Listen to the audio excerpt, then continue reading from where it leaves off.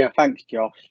So, so we had an interesting time with going to the cloud. So there's probably a question of why. There's probably a few questions. Why cloud? But also why first of type? So realistically, Dedalus had been looking for quite some time that they needed to update their existing infrastructure, look at options. There was ongoing discussions around the existing data center, operating systems, etc., etc. Their strategy came up, well, actually, we make absolute sense to move to the cloud.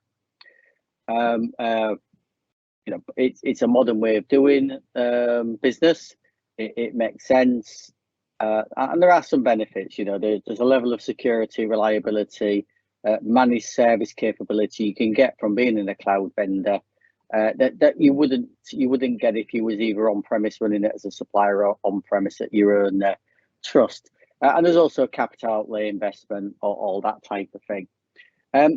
As a trust, we do have a bit of a reputation for first of type at Humber teaching. So from a Dedalus point of view, we was the first of type for mental health in 2012. We also did take over capabilities, daycare, reworked on the mental health side of things, etc., etc. We've also been first of type on a number of other things, such as we also host the Humber Care Record interweave product set, work very closely with our partners. So we've got a general mindset of being a first of type, trying to be an innovator, and maybe going a little bit left field to others as well sometimes, which is a different presentation completely, but I'd always be happy to explain to anybody the journey went through on the LICRA, the local healthcare shared record journey, and how we persuaded NHS England that we was doing the right thing, which now matches modern technology strategy, which didn't tie up 3 or 4 years ago. So we was already on that mindset, which worked well. And because of work we'd already done, we already had a level of understanding of cloud. So we already had our patient portal and technologies hosted in the cloud. We had most of our solutions either supplier hosted or in the cloud. And the Humber Care Record as it was, and I'm responsible for that as the director for that solution, which now covers 5 ICSs, was also in the cloud. So from a greenfield site, we had a good understanding. We was used to doing first type, and we'd already got a mindset of actually it makes sense. But then the question is that's great. It's great doing shiny things, but why? Still the why. So let's be honest. What we need is the ability to be able to speed up, understand utilization, make sure the system works as efficiently as possible and is optimized. Type of things you can definitely do in a cloud environment with modern operating systems, modern platform, which is really, really hard to do in some type of legacy and digital debt solution. So there's that side of things. There's always the issue around DR and fallover. So that's one moving into the cloud has made data practically seamless from what we used to have as 6 to 8 hours downtime if we was going to do the APR test to nothing. And that's really important from the point of view of to lose 6 to 8 hours when you're fully digitized is a massive piece of work to recover from. So by default, having that higher level of resilience and availability just makes everybody's life happy, more effective, and that impacts frontline staff and patients far more than my digital team. But again, it is all about the person, and the person in this case is generally more important than being the actual patient or being the practitioner. There's also a bit around how do we have the governance around being a first type. The board were reasonably open, but they needed a level of assurance. So we did get a third party company in to do a level of assurance defined with Dedalus and AWS as we're working in partnership, which is actually we need to just make sure everything's okay.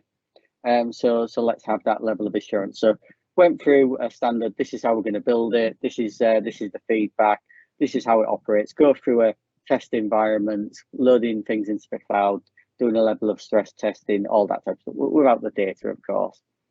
But by doing that gives that confidence. We know what we're doing. And realistically, the actual uplifting to cloud was actually quite straightforward. So one of our big concerns is although we're going to the cloud and there's no data change in the application layer, are we going to have data problems?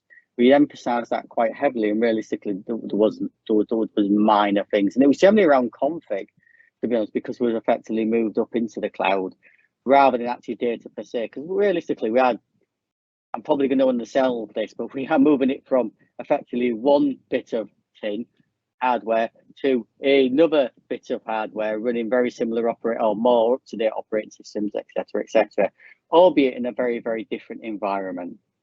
So it's, that was one of the things. But we also did quite a high level of testing and assurance of our frontline staff, again, to build confidence, and also from the point of view, are we having the appropriate pen testing? Is the appropriate security wrapper in there? Is there still the appropriate? So there's quite a high level of assurance in there.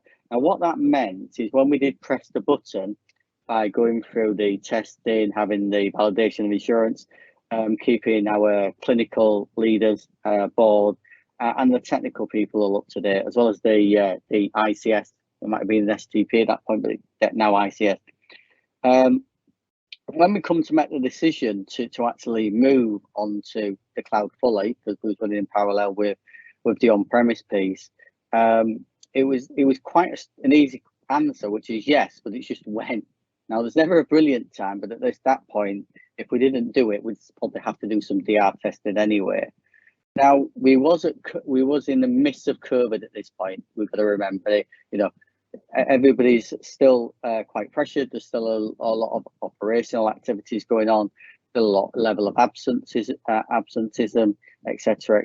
So, making that decision to go during COVID, after all the tests and assurance, working in partnership with AWS and Dedalus, was still quite a big piece of work. So therefore, there was a piece around making sure we could.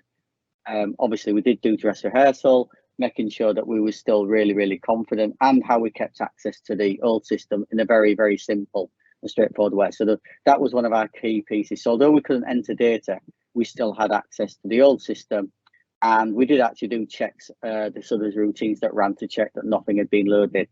We might have had something added, but we then added it to the new system because there's only so much we can close down. So what that meant was we did move into the cloud. There was very little issues in that move apart from the downtime, and then rekeying, re-entering data as required. We was already live on EPMA, so we went back to our fallback solution. So that was a bit of an interesting one during COVID, going back to paper. Slightly different presentation, but having EPMA during COVID was invaluable when we've got staff working remotely. We're quite a large trust, so just put it in perspective. When I say large, it's geographically. We work from 45 main sites, and we have staff at 120 other sites, not including at that point, the majority of them was home working as well, where possible. So, add another 2,000 other locations of a VPN that was still happening. Well, all that happened, we migrated. We did have some hiccups after the migration. So part of that was optimization. So the key bit there was feeding back to Dedalus, having the daily standards, feeding back, working on how the database itself was optimizing based on the workload and usage, and being really clear. And also I'm measuring how we're seeing performance information. So there's one way of looking at it is, oh yes, we've saved 200 milliseconds. 200 milliseconds is brilliant, but a clinician's never going to notice the difference of 200 milliseconds. Where we did have other areas, so that was one measure, but then there was the reality of, are we still having the wheel of death? Yeah, never explained the wheel of death. On the old infrastructure, you could click on to try and get something, it may never arrive. Fortunately, we didn't have that drop-off issue when we've gone to cloud because of that optimization and scalability issue. Also, we did have some outages initially. Again, that was also down to how we'd configured and optimized what was doing. They was resolved fairly quickly. Obviously, as a first type trust, you've got to accept these type of things. There is a repeatable process now which avoids all these issues, but by having them failures, having them problems, by having them mistakes means we learn from them mistakes and then can put items in place. As a first type, you've got to accept that's going to happen. If you don't want that, you're not a first type. You need to let somebody else do that. So what does that really mean? We've gone to the cloud. We've got an optimized system that's a little bit faster. We get better usability of the system, which is great. So the staff are benefiting from that. But that then gives us some of the pieces of the jigsaw that Kira mentioned earlier. So we're a digital aspirant innovator site for mental health and community. There's only 3 nationally. And part of our pieces of work we're now doing with Dedalus is how we integrate the applications and software we've developed as part of the Humber Care Record, as well as our own technology, and integrate that with the cloud hosted version of Lorenzo. Now, that actually becomes really easy in 2 ways. One, if we spin up environments, we can spin cloud environments up, make sure they're done in appropriate containers, secure, and then build the application in them secure containers. Stuff that you would historically have had to talk to somebody, get a purchase order, get it on site, plug it in, and then hopefully 3 or 4 months time, if you still need to do it, would come together. The other bit, because it's close coupled within the cloud environment, it is just actually easier. Obviously, that's using AWS. Other cloud providers are available, but in principle, if you're using true APIs and data feeds, that can all work. The other side is how we can utilize the data and analyze that. And the benefit there is because the data is in the cloud, to then do analytics around that data is extremely powerful. So we have actually got better access to data and information since the cloud move than we had prior to it. So we get regular information feeds on changed data, which historically would have just got a couple of big extracts and big deltas. Not so useful in the reality of trying to run an operational service. And again, all this was done during COVID. We started just before COVID, but done during COVID. So, realistically, the cloud does give us a great opportunity and a great platform to move forward on, mainly because of the tech that's underneath it.